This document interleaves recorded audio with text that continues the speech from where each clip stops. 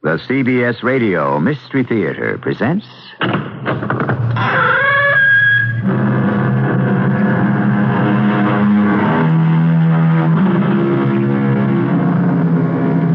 Come in.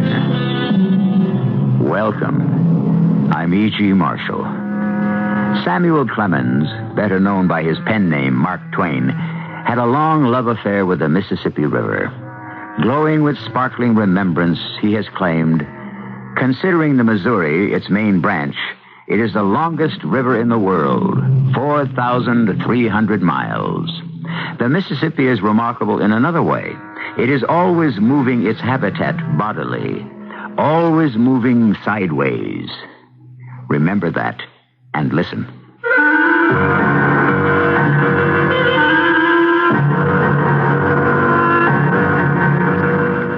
Our mystery drama, The Dead House, was adapted especially for the Mystery Theater by Ian Martin and stars Leon Janney and Robert Dryden.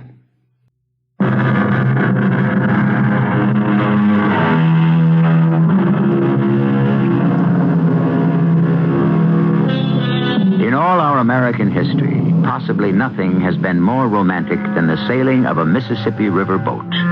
From an hour before sailing, they would be burning pitch and rosin, and from the double smokestacks, columns of coal-black smoke would rise and hang in the air like the flags flying from the jackstaffs. The last bells would clang out over the end of feverish loading. The gangways were snatched away. The majestic boat moves out into the stream. This is the world Mark Twain wrote about 21 years after being a riverboat pilot. And this is one of the stories he tells of that voyage.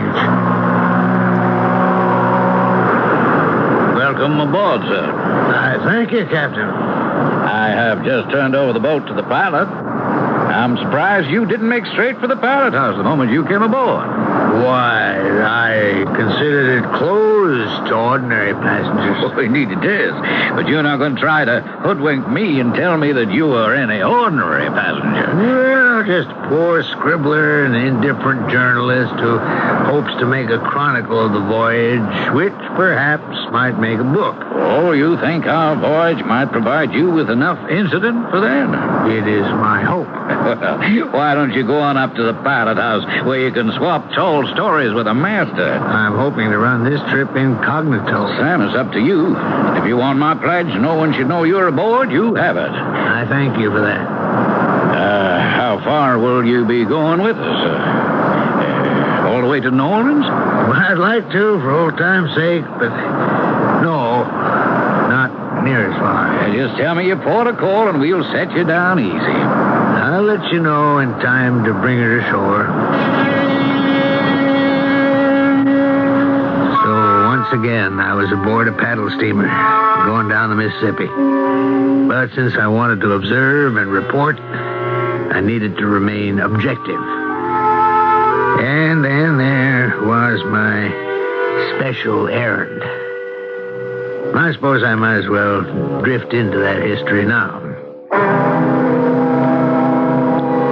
Toward the end of the previous year, I had been in Germany, in Munich, spending some time there with the hope of polishing my proficiency in the language.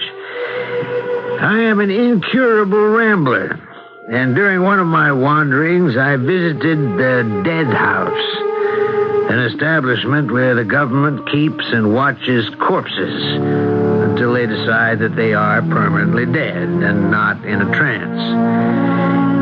It was a grisly place that I shared with 36 corpses and the old lady who watched over them. Kann ich hier helfen, mein Herr? Entschuldige mir. Ich kann einzig klein Deutsch sprechen. Ich bin Amerikanischer. So, we can speak English if you will. Oh, thank you. To whom do I speak? I am the Frau Dahlweiner, now a widow. What brings you to the Schermutig place? Schermutig? That means in English what? Sad, melancholy? Yeah, melancholy. Here are the poor on these boards. No one mourns or cares for them. They're wrapped in shrouds, so they must be dead. Perhaps. Who is dead and who is alive? These are the doctor's choices. And the doctor is only a man. That is the reason for the ring on the finger. The ring? To which the wire is attached, which mounts to the ceiling, and so back into the watch room, where it is attached to the dead bell. A bell? So that if one should revive and twitch or move, the dead bell would ring, and we shall know that they are not dead. Oh, how strange. What a fearful bell. Oh, if you were a corpse and woke back to life in the dead house, you might not hear it that way. It's fascinating. May I ask more questions? Your English is very good. Oh, my lodger has taught it to me. He is an American. Here in Munich? Yes. If you are staying here, would you not like to come and see him? He is very ill. Perhaps you can raise his spirits. He knows far more of this fearful place than I do. This watchman's job was his before he took sick. Well, I don't know. I shall be leaving Munich shortly. Oh, such a short walk. And it would mean so much to him. Surely a man needs some warmth from some fire if he is about to die. I had simply thought, of course, that I was making a good Samaritan's trip. And from my first meeting, nothing should have changed that thought. He was a living man, but he did not look it. Propped on the pillows, his face was wasted. His hand on his breast so emaciated it was like a talon. As Frau Dahlweiner began her introduction, his eyes opened slowly and glittered wickedly from the twilight of their caverns. Herr Ritter, here is Herr Clemens come to meet you. Now, Herr Ritter, that is no way to treat a stranger in our country, an American besides. American, is it? Yeah, that's right. What brings you to see me? The gentleman came to see you at my request. I thought to talk to an American again would lift your spirits. There's little can do that. An American? From where in America? Well, I was brought up in Hannibal, Missouri. Missouri? State next to Arkansas. You wouldn't know Mariana, no? I do, for a fact. Then that would make us neighbors? Oh, I think I should leave you two gentlemen alone. I'll make some coffee while you get acquainted. Oh, danke. Never mind the coffee. Would you say we were neighbors? Well, not quite. Hannibal is north of St. Louis, Mariana a piece far south. Maybe 450 miles as the crow flies from Hannibal to Mariana. Pretty near twice that far by the river. The Mississippi. The Mississippi. You know that river? Yes, I know it. Once upon a time, like the palm of my hand, and better. How come?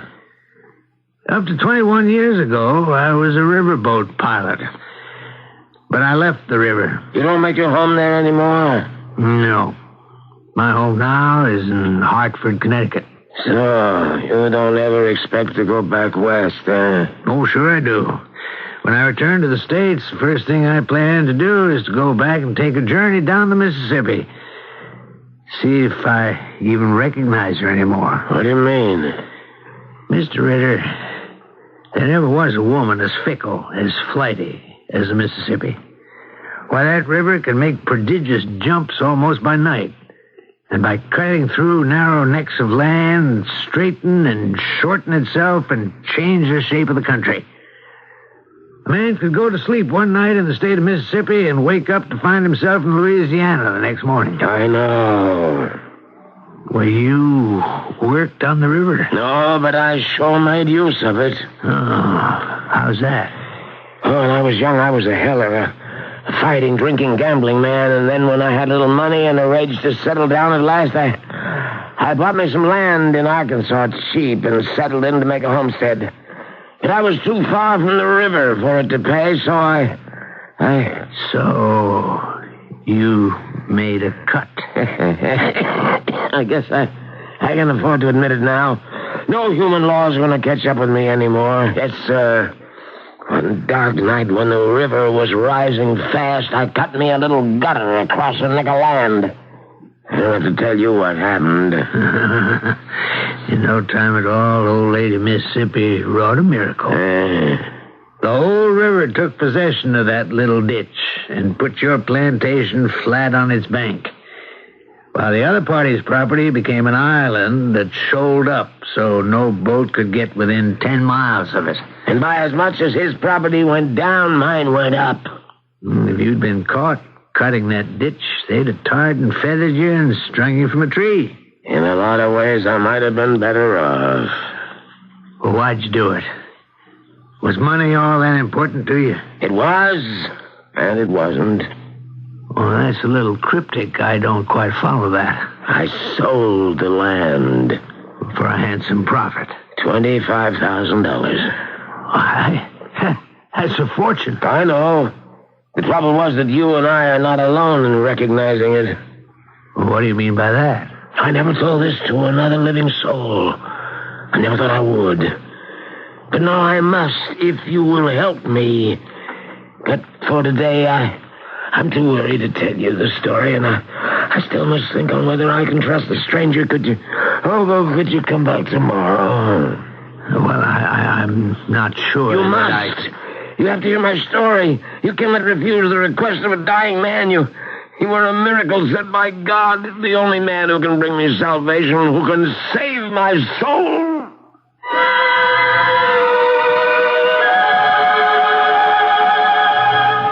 And with these words, according to Mark Twain's story, the dying man fell back on the bed, asleep or in some sort of coma. In haste, Mark Twain fetched the widow and left the man in her care, troubled in his mind as to whether it would be in Ritter's best interest or his own to return. I shall be back with his decision shortly.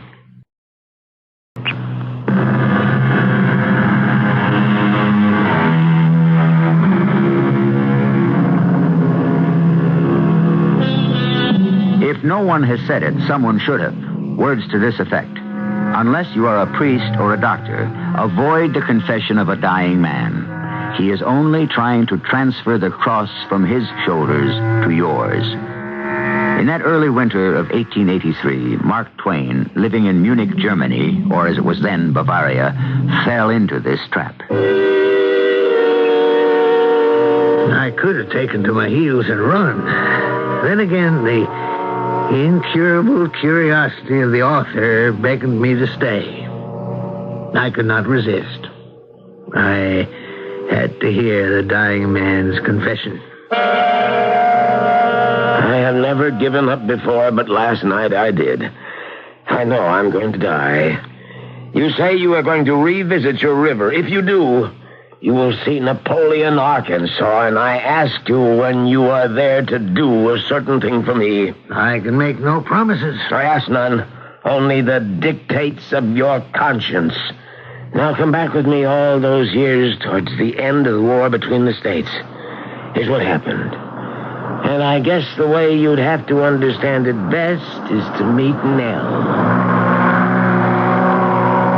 How do you like it, Mrs. Ritter? It's heaven. I just wanted to go on and never end. That's the way I hope to make life for you, Nell. How soon do we get to Napoleon, Carl? How soon would you like to? Well, you know the answer to that. I want to be home. I don't want you to get too grand expectations. It's just a place I built myself. But it's good enough for the two of us right now. Oh, well, it won't be for long. Now, Nell, I never promised you no mansion or...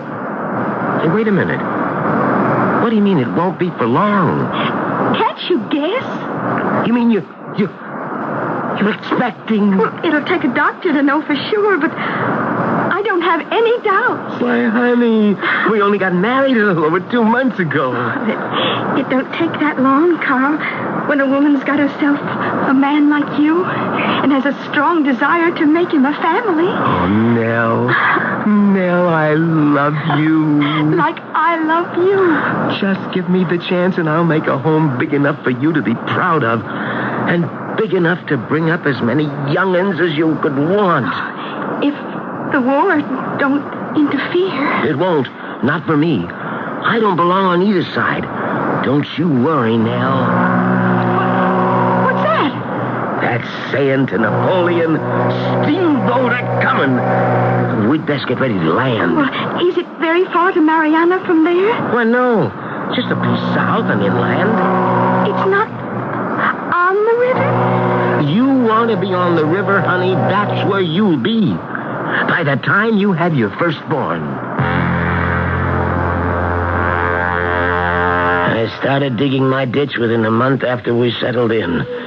And the first thing in early spring, when the waters began to rise, I opened up the end of it to the river. So by the time my daughter was born, I was able to give her the best present in the world. Carl! I'm coming now. You all right? Oh, where's the midwife? Oh, well, she's gone. And left you alone? Oh, I'm fine. Don't you worry about me. Oh, darling, don't you want to see your daughter? Oh, I sure do. Oh, so beautiful. And she's the spitting image of you. Where were you? Why weren't you here when she was born? I couldn't bear to see you hurting, Nell. Oh, silly. That's a woman's lot. And isn't it worth it to bring something like this into the world? You know what we're going to call her? No, what? Missy. Missy? Where did you get it from? From the present I promised you with your firstborn. Right almost in your front yard. Here, let me help you sit up. Nell, look. What's happened down there at the end of the slope? The fields are all gone. And it looks like water. That's not just any water, Nell girl. That's the Mississippi, flowing right through our front yard. You promised me a river, and you brought it to me. That's not the only thing, Nell. It's going to make us rich.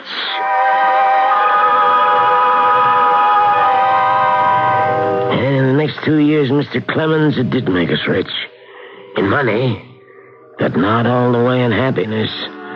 It was a lonely place, and except for the river, isolated from people.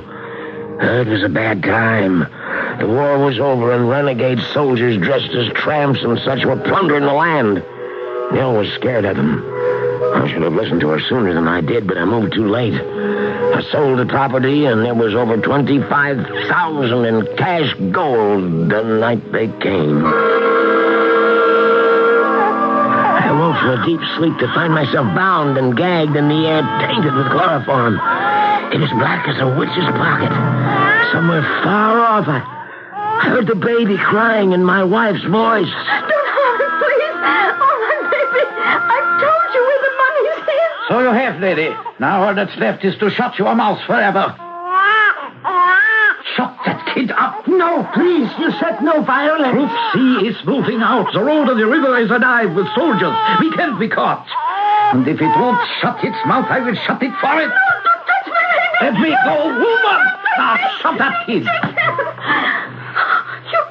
You killed my baby. You assassin, I'll kill you for that. I told you, woman. Get out here. You said no violence. You said we'd only gag them, not hurt them.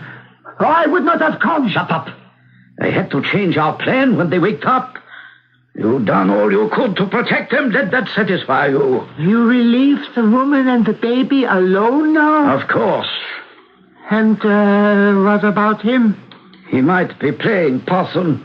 We should club him. No more clubbing. Suppose he could recognize us. He can't. We put him to sleep with a chloroform. Besides, it is pitch black in here. Okay, trooper, okay. We will take the chance. We have got the money, so strike it right so we can see to get out of here. I had no way to stop them. I couldn't move.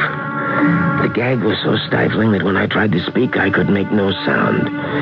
It was dawn before I managed to wriggle free. And staggering to the other side of the room, I found my wife and daughter. No, Mr. Clemens, dead. There they lay, the poor, unoffending ones, their troubles ended, when mine had just begun. Did you go to the law? No law of gallows could pay the debt that was owing me. Well, how could you expect to take matters into your own hands? If it was so dark, you couldn't identify the man. I had some clues, Mr. Clemens. I had heard their voices. And when they lit the match to see their way out, the hand that held it was missing a thumb. And when I went to the place my money had been hidden, among the papers tossed around was one containing a bloody thumbprint. Well, what use could the last piece of information be to you? The man without the thumb was the one who had begged his companion should not hurt us. If the print on the paper belonged to the other man, I could identify him definitely enough to kill him. A man's thumbprint is the one sure proof of his identity. Well, still in all, grant that to be true. How could you go about a search for these passing tramps? Remember my story. The one I knew I must kill someday had said, "Troop C is moving out. We can't be caught." And also he called his companion Trooper. And you think they were soldiers? A few miles away, 2 companies of U.S. cavalry were billeted. Company A was stationary, but Company C had been ordered 50 miles north to Napoleon. And you followed them? Yeah. With what money I had left, I made a disguise for myself out of odds and ends of clothing after I had buried my wife and daughter. By the time I reached Napoleon, I had a new trade. I had become a fortune teller. Did you find your men? It didn't take me long to find the one who lacked the thumb. His name was Kruger.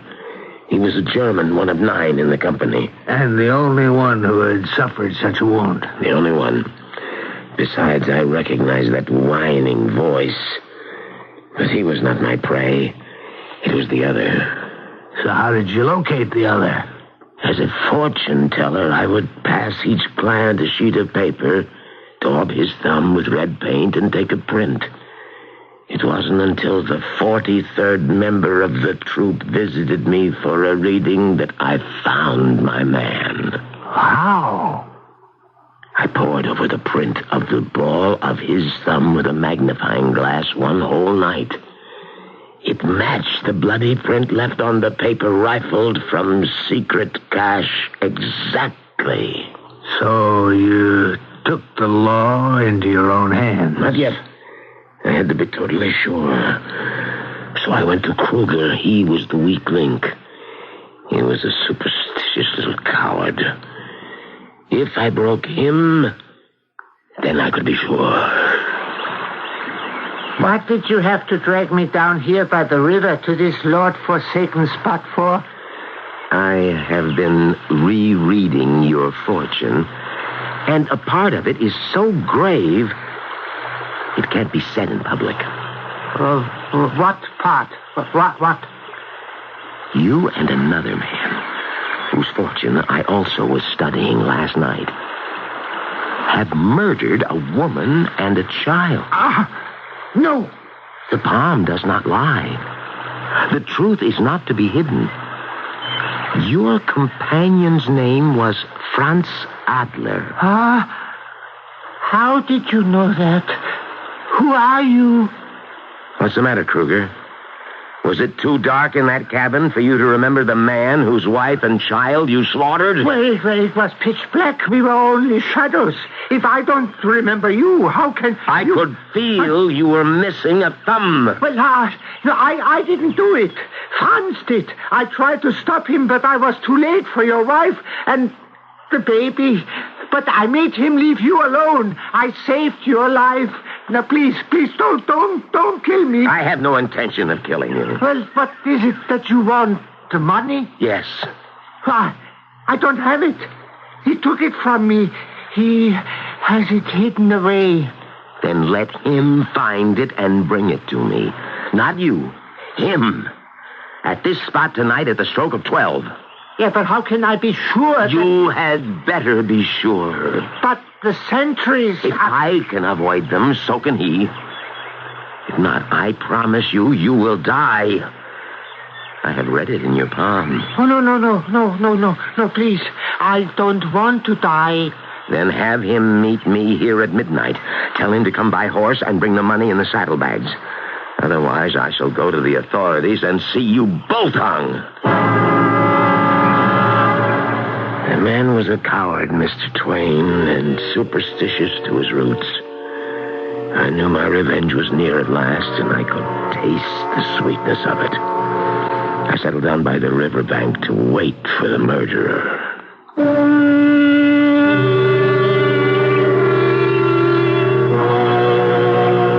At this moment in his story, Mark Twain reports that the dying man sagged back against his pillows, gasping for breath, as though in his last throes. Was he going to be able to finish his story? I'm afraid, like Mark Twain, we're going to have to wait until I return with Act 3.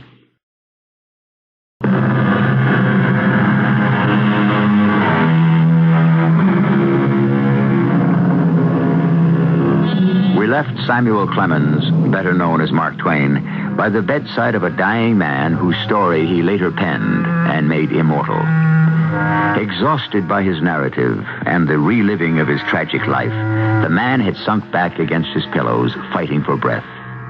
Aware that every breath may well be the man's last, Mark Twain leans over him anxiously. Mr. Ritter. Mr. Ritter. I'm not done yet. I have to tell you the rest so I can make my request. It might be better if I fetch a doctor.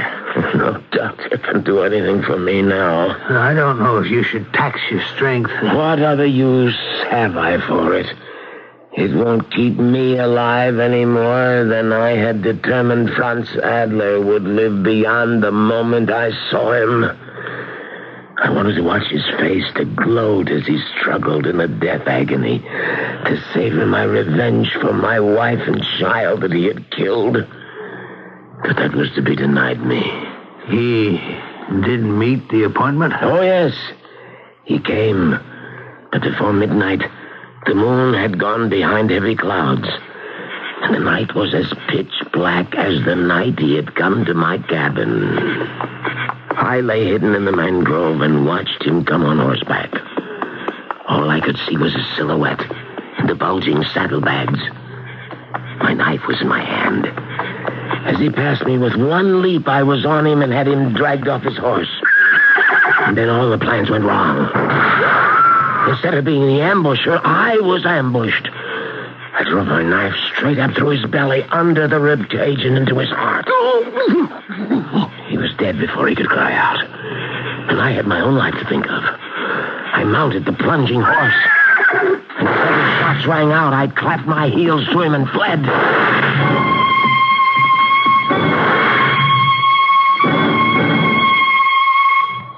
So, you had your revenge? I thought so. Though I was cheated out of the money. Oh, how so? By dawn, I had to rest the horse and myself, but when I stripped the saddle and looked in the bags, there wasn't any money. They were stuffed with sage grass and the like. Did you go back for it? And put my neck in a noose? No. Besides, I didn't care all that much. About $25,000? It was blood money. If I hadn't cheated to get it in the first place, my wife and child might be alive today. Besides, the first man, Kruger, had double-crossed me. You could be sure he had picked up the money, deserted, and faded out of sight as I did.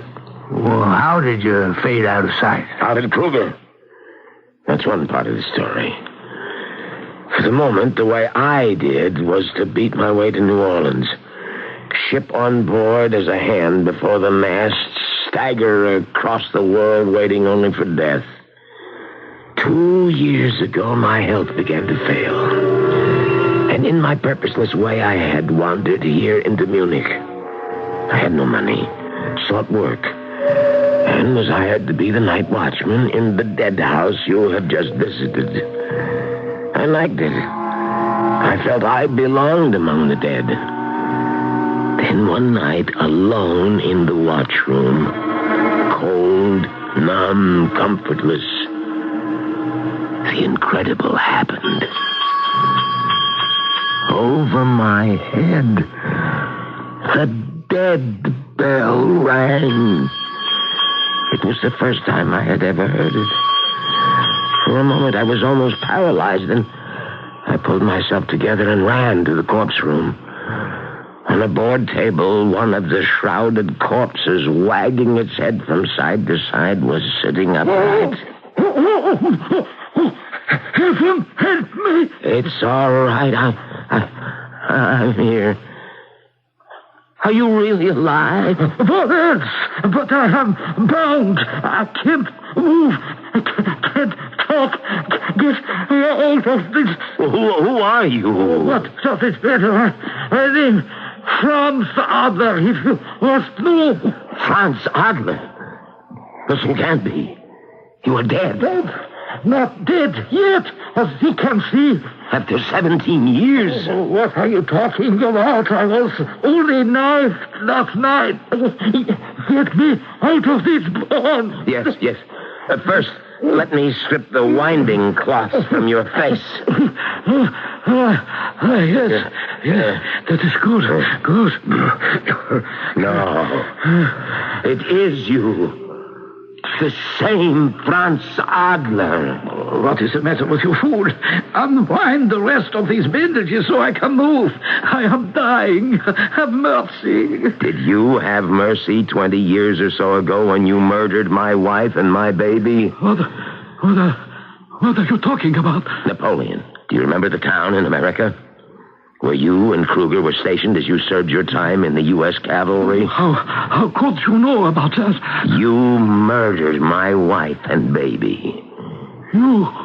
Oh, the fortune-teller, the one who drove poor Kruger out of his mind. I had a rendezvous with you by the Mississippi River. Do you remember that? Yes, I remember. I thought I killed you there, Adler. No man could have lived after the way I sank my knife. You are right. And why are you here and still alive? Because you killed the wrong man. It was Kruger you drove your knife into. I was stunned. My whole life fell away from under me. I looked at the ghastly specter in front of me, his whole body swathed in bandages, helpless. My prisoner. And all through his stammered explanations, the one inflexible thought in my mind was, you escaped me once, you won't escape this time. Please, what do you want of me? I want to know how you're still alive. When I killed you all those years ago. You talked to that fool Kruger. You scared him half to death. He came to me saying that I had to meet you by the river with the money. But you sent him instead? He had no choice. He knew I would kill him unless he obeyed. Poor, silly little man caught between forces he could not handle. So you double-crossed him, too, and allowed me to kill him first. What do you mean, first? Before you started shooting and trying to kill me. No. That was the watch patrol. Don't lie to me. Only one person was firing. You would have killed me with as little compunction as you killed my wife and my baby. No, that was an accident. Look, please, help me out of here. I can make you rich again. How? The money, the $25,000, your money. It isn't all spent by now? No, it is still hidden where it was 17 years ago. You didn't take it and spend it? When Kruger was found dead, I was arrested for his murder. I managed to escape from the army stockade and flee America back to Germany. I never had a a chance to pick up the money. The money poor Kruger thought he was bringing me in the saddlebags. Yes, he was a fool. But we have not, huh? We are men. We can make a bargain. What bargain? Unloose me from these bandages. Set me free. And I will tell you where to find the money. How can I trust you? You can trust me. As much as you trust me? Yes. All right. First, where's the money? It is in the town of Napoleon, at the corner... Wait, not so fast. Let me write this down. Napoleon, yes. Corner of... The corner of Orleans and Market. Mm-hmm. A brick livery stable. Yes. Cut a corner from the courthouse. Third stone, fourth row. Behind oh, God, this hurts. Help me out of the bandages. Why? I need the doctor. Or I will die. But you are here in the dead house. You are already dead. No, I ran the deathbed. In all the years in this dead house, the dead bell has never rung. I didn't hear it ring. You came in answer to it. Did I?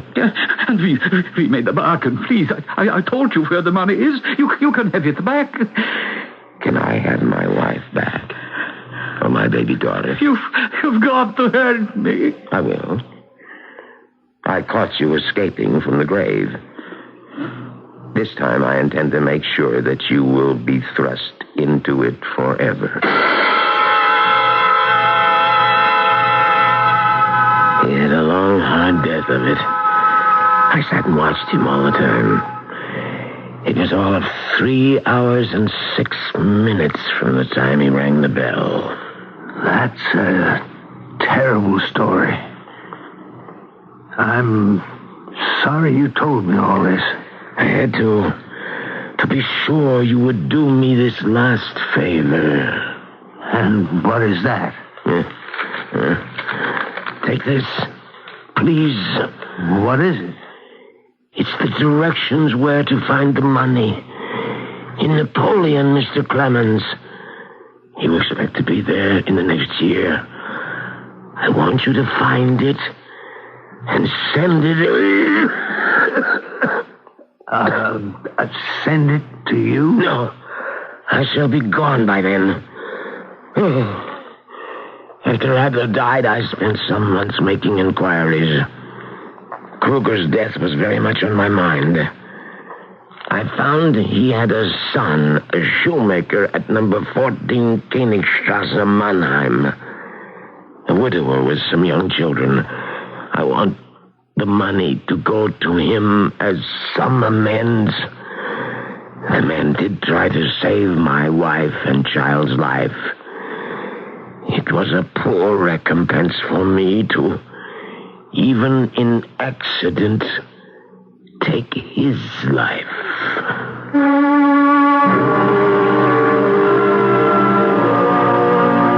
This tortured man was dead. And he had laid on me a heavy burden. Within the next year, here I was on the Mississippi, nearing Napoleon, with my scribbled directions of how to find a fortune that I was far from morally sure anyone should own. But, willy-nilly, I was cursed with having to make that decision. Well, Miss Clemens, you've been a stranger during the voyage. We're approaching a landfall I must make. I don't know if it's a regular port of call for you. Well, where might that be? Napoleon. Napoleon? Yeah, that's right. You wish me to land you there? Have you any objection? Me, for myself, no. But I just don't hardly know how I could go about it. What do you mean? Well, about 7 years ago, the Arkansas River crested and bust right through Napoleon, tore it all to rags, and emptied it into the Mississippi. Why, right this moment, the boat is paddling dead center over where the town used to be. There just isn't any Napoleon anymore. secret cache of soiled money. And a way out from under a promise I never should have made. I've always loved the Mississippi, and I love her still. Among all her other virtues, the lady knows how to bury her dead.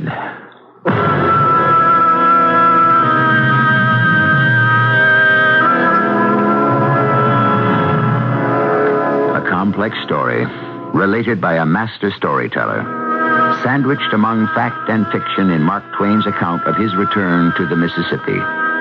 Is it true?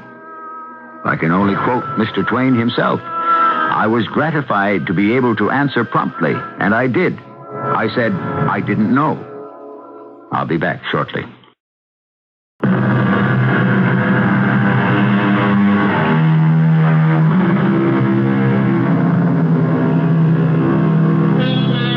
Mark Twain, Samuel Langhorne Clemens.